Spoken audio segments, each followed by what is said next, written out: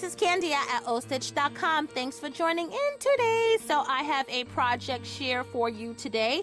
I came up with the idea to make a gift for my sisters. I have 3, and I wanted to do something for them when it is not their birthday nor a holiday like Mother's Day or Christmas. And I wanted to kind of decorate it according to their personality and style. This is for my sister, number 2. Her name is Zemi, and she loves purples and lavenders and so forth. And she was down at my house this past May, and she saw this unaltered wood box that I had in my studio and had wanted it. And I told her, I said, just leave it and I'll decorate it for you. Well, because of my busy schedule, I'm just getting around to doing it. So this is for her. And let's take a closer look at what I've done here. I used the Tim Holtz ornate frame as well as the engraved keys. I also added wild orchid craft flowers as well as the acrylic flowers from Recollections. I used the wild orchid craft sky pear lace because that is one of my favorite items to use, as well as a measuring tape, and I added bling throughout the box.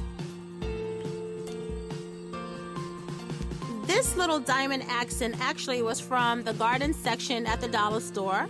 And the flowers, these lavender or lilac flowers came from Discount Crafts 1 here on YouTube. This was purchased on eBay.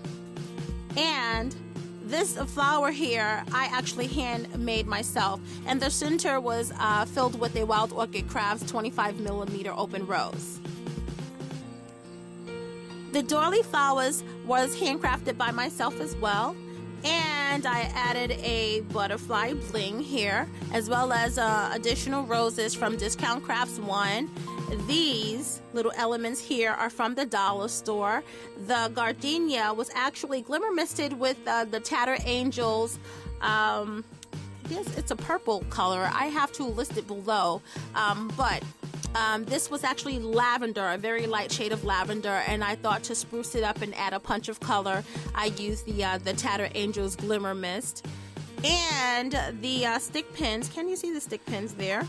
The stick pins was handcrafted by myself as well, and because my sister knits, I used a spool and spooled around some crocheting yarn. And if you notice here, there is a doily here that I actually cut into pieces, and I got the doilies from AC Moore. They have a bunch of them that they sell. They come in white, and they come in like an off-white, like a tannish kind of color. So you should go and grab you some because they make perfect elements for these kind of little projects. They're very subtle, but it adds a very whimsical touch to the project. I like to point out that my sister's favorite number is 7, and she's born on the 7th day of the month. So that fit. And around the box, I actually have these accents from a few of sticker collections that I have. This one says, "Great minds think alike." And then I have a little charm here that says, "Think big." On the side here, there's a definition of the word inspire. On this side here, I have delight in all things. And then on this side here, I have imagination, the definition for that, as well as her initials. When the box is opened, actually this is a little trunk. I know I keep calling it a box, but it's actually a little trunk.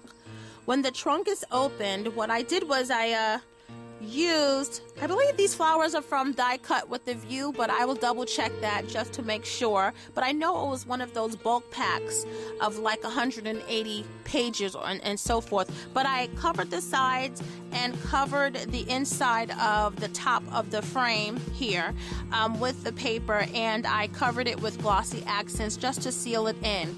Now the inside of this, I did layer it with satin, and underneath the satin I layered it with flannel instead of a batting, just to give it a more smooth feeling to it. I added Velcro. Can you see that Velcro here? Because my sister will use this for to crochet little earrings that she makes, and she has been storing them now in a little bag and now she'll have a way to actually store them more nicely. These little boxes here will be for her findings of the earrings, and I just added a Velcro strip and added Velcro on the reverse side so she can keep her little findings here. Then I sewed her a little holder. It's not even a bag, but it's a holder for her needles. And on a little piece of wood here, I just glued the words needle with the same lettering that I used for her name, made a doily flower, added a button center, and on the back here I also have Velcro so it just sticks here. And the crocheting needles just slide in and out, and it just pretty much holds them there. So I think that she is absolutely going to love this, and I am super pleased and proud of the way my box came out, being that this is not one of my specialties. So I am interested to hear your comments, so please don't hesitate to leave them below. And once again, you can always find me at ostitch.com. Thank you so much for joining in, and I will see you next time.